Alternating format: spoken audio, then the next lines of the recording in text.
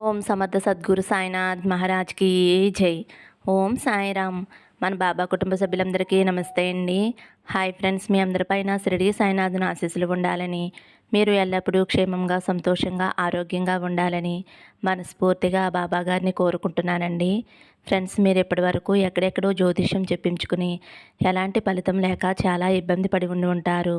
కానీ ఒక్కసారి మాకు తెలిసిన గురువుగారు ఉన్నారండి, ఆయన్ని కాంటాక్ట్ అవ్వండి. ఆ గురువుగారు ఉన్నది ఉన్నట్లుగా చెబుతారు.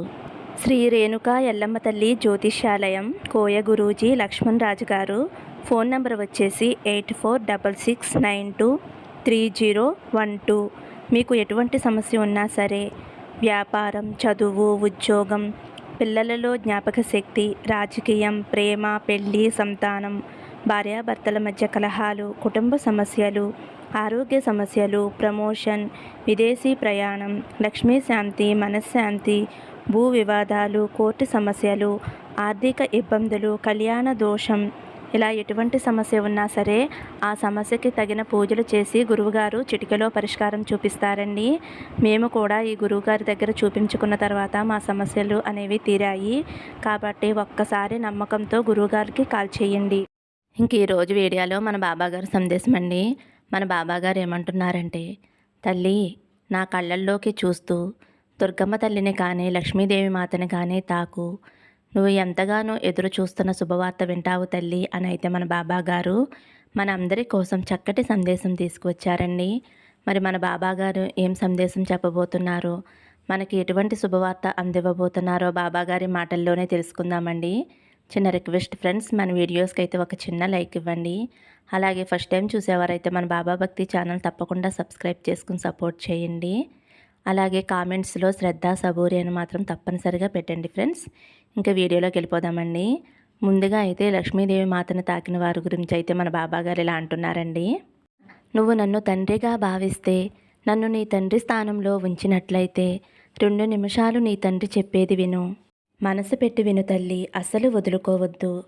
నీ జీవితంలో ఏం జరుగుతుంది, నీ కష్టాలకి, బాధలకి, సమస్యలకి అసలు కారణం ఏమిటి అని నువ్వు తెలుసుకోవాలి అని ఆరాటపడుతున్నావు కదమ్మా. ఏమిటో అంతు చిక్కక, బాబా నువ్వే సమాధానం చెప్పాలి అని ప్రతిరోజు కూడా నువ్వు నన్ను ప్రశ్నిస్తూ ఉన్నావు కదమ్మా. నువ్వు నన్ను తండ్రిగా అనుకున్నప్పుడు నీ ప్రశ్నలన్నిటికీ జవాబు ఇవ్వటం నా బాధ్యత తల్లి. అందువల్ల తప్పకుండా నీకు బదులనేది ఇస్తానమ్మా. ప్రతిదానికి కూడా ఆందోళన పడిపోతున్నావు. ఒక చిన్న విషయం జరిగినా అది ఎందుకు జరిగింది, ఎలా ఎందుకు జరిగింది, నాకే ఎందుకు జరుగుతుంది అని వాటికి కారణాలు వెతుకుతూ సతమతమైపోతూ ఉంటున్నావు. దాంతో ఏం చేయాలో ఆలోచన రాకుండా మనసంతా కృంగిపోయి నిరుత్సాహపడిపోతావు. ఆ నిరుత్సాహంలో ఏమి చేయాలో అని ఆలోచన రాకుండా పోతుంది. అవును కదా తల్లి, నీకున్న సమస్యకి కారణం వెతుక్కూ ఉంటే ఆ సమస్యకి పరిష్కారం అనేది దొరకదు. కాబట్టి నీ సమస్య ఏంటో తెలిసినప్పుడు దానికి పరిష్కార మార్గం అనేది ఆలోచించాలి. కానీ నువ్వు చేస్తున్న తప్పల్లా ఇదే. నీకు వచ్చిన ఆ చిక్కుకి కారణం ఏమిటని మాత్రమే నువ్వు ఆలోచిస్తున్నావు. కానీ పరిష్కారం మాత్రమే నువ్వు ఆలోచించినప్పుడు నీకు తగ్గ పరిష్కారం దొరికి ఆ సమస్య నుండి బయటపడగలవు. నువ్వు చేస్తున్న అతిపెద్ద తప్పు ఇదేనమ్మా. ఏంటి బాబా, ఆ సమస్యకు కారణమేమిటి, పరిష్కారం ఏమిటి, రెండూ ఒకటే కదా, నువ్వే నన్ను కన్ఫ్యూజ్ చేస్తున్నావు అని అడుగుతున్నావు కదమ్మా. బిడ్డా, కారణం వేరే, పరిష్కారం వేరే. నీకు వచ్చిన సమస్యకి కారణం వెతుకుతూ ఉంటే కారణాల వల్ల నీ సమస్యకి పరిష్కారం దొరకదు కదా. కాబట్టి నీ సమస్య ఏమిటో నీకు తెలిసినప్పుడు దానికి పరిష్కార మార్గం వెతకాలి కదా. ఈ ఒక్క చిన్న విషయం అనేది నువ్వు అవగాహనలో పెట్టుకుని దానివైపు నడుం బిగించు, తప్పకుండా పరిష్కారం దొరుకుతుంది. అప్పుడు నీకున్న ఆ చిక్కుల నుంచి బయటపడిపోతావు. అది ఏదైనా సరేనమ్మా. ఇక కొన్ని సమయాలలో నీ వల్ల కాదు అన్న సమయంలో తప్పకుండా నీ బాబా మీద భారం వేసే తల్లి. ఇక ఇది నా వల్ల కాదు బాబా, తప్పకుండా నువ్వే ఈ సమస్యకి పరిష్కార మార్గం చూపాలి, ఆదుకునే దైవం నువ్వే కదా అని నువ్వు నన్ను ప్రార్థించినప్పుడు నేను నిన్ను కాపాడుకోకుండా ఎలా ఉంటాను చెప్పు తల్లి. నీ బాధ నుండి, సమస్యల నుండి బయటపడేయకుండా ఎలా ఉంటాను. కాబట్టి నువ్వు చిక్కుల్లో ఇరుక్కుపోయినా, నీ వల్ల కాదు అని అనుకున్నప్పుడైనా అస్సలు భయపడవద్దు. నా బాబా ఉన్నారు అని ధైర్యంగా ఉండు. కాకుండా ఇతరుల మీద ఆధారపడిన ఆ పని అనేది అస్సలు జరగదు. నువ్వు చేయగలవు అన్నప్పుడు మాత్రమే ఏ పనిలోనైనా సరే దిగాలి. ఒకరి సాయం కోరుతూ ఉంటే ఎన్నిసార్లని వారు సహాయం చేస్తూ ఉంటారు. వచ్చేంత వరకు కూడా నీ పనిని ఆపుకోలేవు కదా. కాబట్టి ఒకరి మీద ఆధారపడటం మానేసే తల్లి. ఏ పనైనా సరే ఎప్పుడు చెయ్యాలి, ఎలా చెయ్యాలి అని ఒక ప్రణాళిక వేసుకో తల్లి. నీ పని నువ్వే సులువుగా చేసుకుంటావమ్మా. ఇప్పుడు నువ్వు పడుతున్న కష్టాలు, సమస్యలకి నీ కర్మలే కారణం కావచ్చు. నీకు వీలైనంత వరకు ఇతరులకి సహాయం చేస్తూ, ఇతరులకి మంచి అనేది చేస్తూ ఉండడం వలన నువ్వు చేసిన మంచి, నువ్వు చేసిన సాయం నీకు మంచి ఫలితంగా నిన్ను రక్షిస్తూ ఉంటుందమ్మా. నీకు ఆపద సమయంలో నువ్వు చేసిన సాయం, నువ్వు చేసిన మంచి నిన్ను కాపాడుతుంది అని గుర్తించుకో అమ్మా. అంటే అది ఇప్పుడు చేశాను, అప్పుడు చేశాను అని కాదు. అయినా సరే నువ్వు చేసిన మంచి నిన్ను కాపాడటానికి ఒక రక్షణ కవచం అవుతుందమ్మా. అంతే కదా తల్లి. ఒక విత్తనం నాటితేనే కదా దానికి నీరు పోసి అది కొంతకాలానికి మొలకెత్తి చెట్టయి, మానయి, దానికి పువ్వులు, కాయలు, పండ్లు కాస్తాయి కదమ్మా. ఎప్పుడో నాటిన చిన్న గింజ నీకు ఇంత పెద్ద చెట్టయి ఫలాలను ఇస్తుంది అంటే అదే నాటకుండా ఉంటే గింజే కదా అని వదిలేస్తే నీకు ఇప్పుడు ఈ ఫలాలను ఇస్తుందా చెప్పు తల్లి. అదే విధంగా ఎప్పుడో మంచి చేస్తే ఇప్పుడు నాకు లాభం జరగటం ఏమిటి అనుకోకుండా నువ్వు ఎప్పుడో చేసిన పుణ్యం వల్ల అది నీకు, నీ తరతరాలకి, నీ బిడ్డలకి ఎంతో రక్షణ కవచమవుతుంది తల్లి. చెట్టు ఎలా నీడనిస్తుందో కాబట్టి నువ్వు అందరికీ కూడా సహాయం చేస్తూ ఉండు, మంచి మాట్లాడుతూ ఉండు. అందరికీ సహాయం చేస్తున్నప్పుడు నీకు, నీ కుటుంబానికే కాదు నీ వంశానికి కూడా నువ్వు చేసిన మంచి అండగా నిలుస్తుంది బిడ్డ.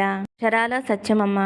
కాబట్టి నేను ఎప్పుడూ చెప్పే విధంగానే ఇతరులకి సహాయం చేస్తూ ఉండు, పక్షులకి ఆహారం పెడుతూ ఉండు, నిన్ను కోరి వచ్చిన వారికి మంచే తలువు. ఈ దేవిమాతను తాకావు కదమ్మా.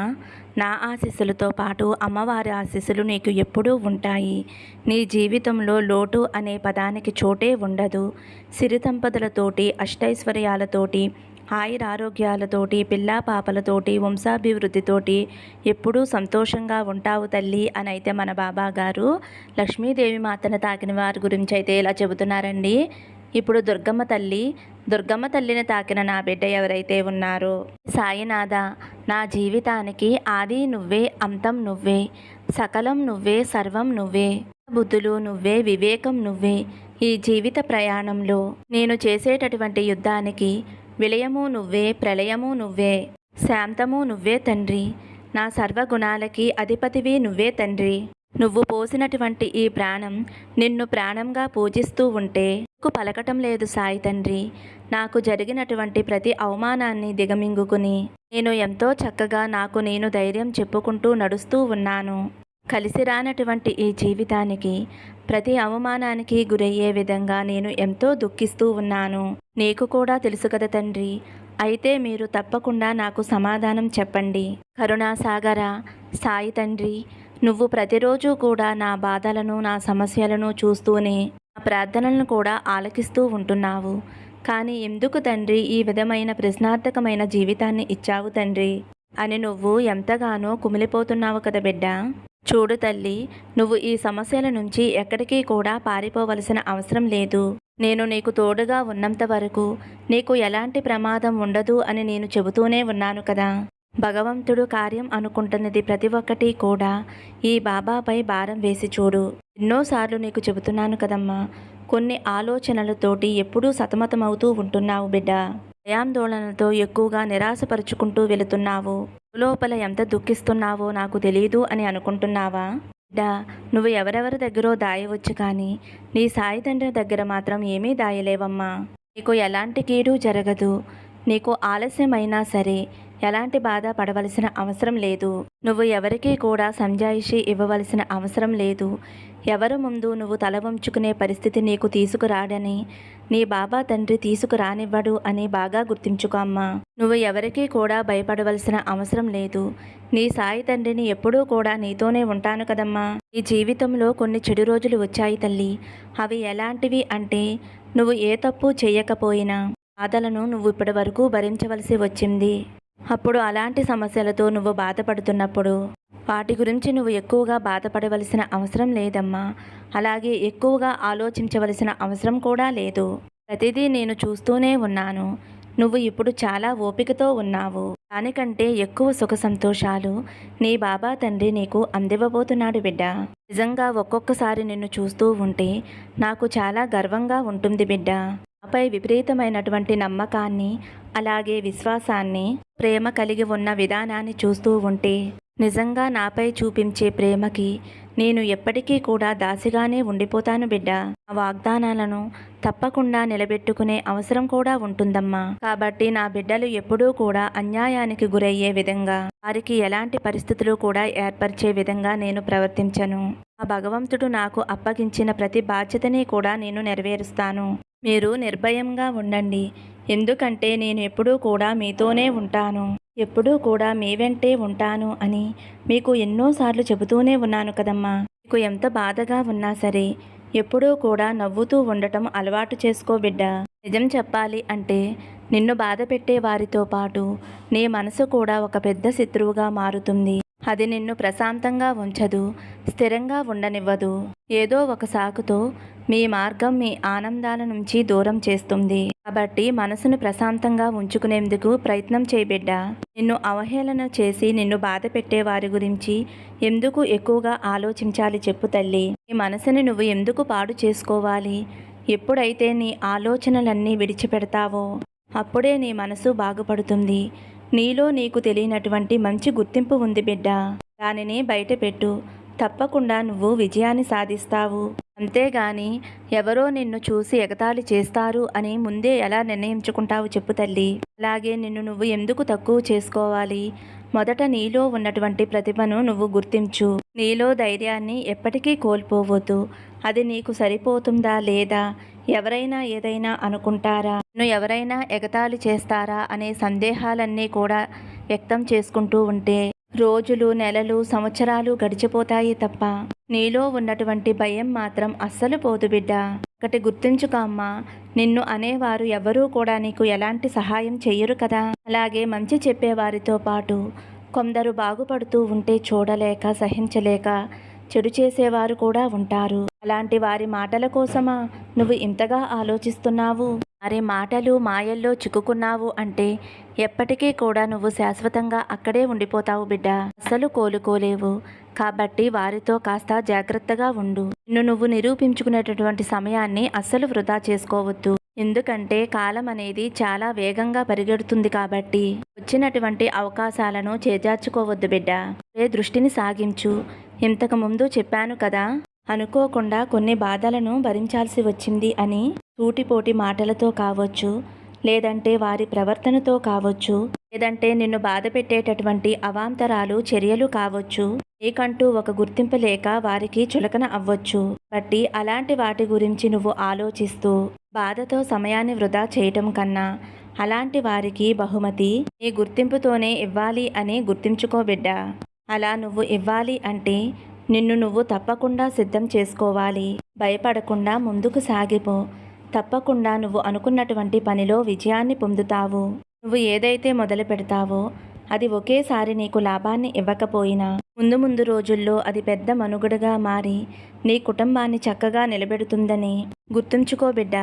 కాబట్టి నీ బాబా తండ్రిపై నమ్మకాన్ని ఉంచు. నా మాటలు కొట్టిపాడవేయొద్దు బిడ్డ. నాపై నమ్మకం ఉంచి నీ ప్రయత్నాన్ని మొదలుపెట్టు. ఇక తప్పకుండా నెరవేరుతుంది. ఇకపై ఎప్పుడూ నిన్ను ఒంటరిగా విడిచిపెట్టను బిడ్డ. నేను నీ ముందే ఉంటూ ఉంటాను. నీ పక్కనే ఉండి అన్నీ చూసుకుంటూ ఉంటాను. ఎప్పుడు ఏ క్షణంలోనైనా సరే, ఎలాంటి పరిస్థితి ఎదురైనా సరే నేను నీతోనే ఉంటాను అని మరొక్కసారి ప్రమాణం చేస్తున్నాను బిడ్డ.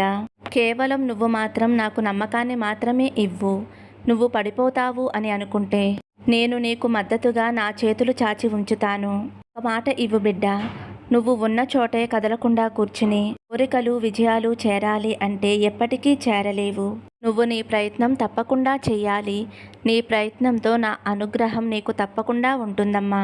త్వరలోనే నువ్వు షిరిడీ యాత్ర చేసేటటువంటి అద్భుతమైనటువంటి, ఆనందమైనటువంటి రోజులు రాబోతున్నాయి. నీకు మంచి ఫలితం కలిగించేలా నేను చేస్తాను. నేను నీకు ఇవ్వబోయేటటువంటి బహుమతి నువ్వు అసలు ఊహించనే ఊహించవు. కొన్ని రోజులు ఆగి చూడు.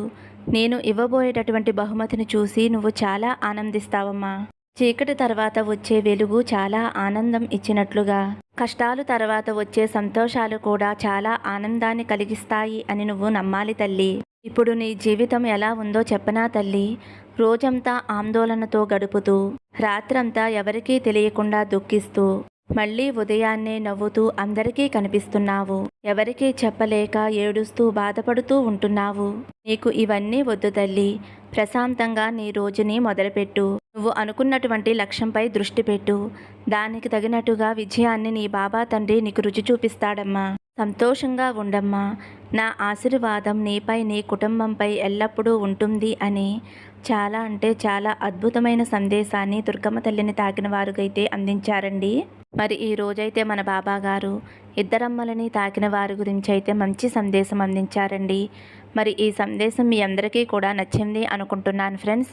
నచ్చితే ఒక చిన్న లైక్ ఇచ్చి, ఫస్ట్ టైం చూసేవారైతే మన బాబా భక్తి ఛానల్ తప్పకుండా సబ్స్క్రైబ్ చేసుకుని సపోర్ట్ చేయండి.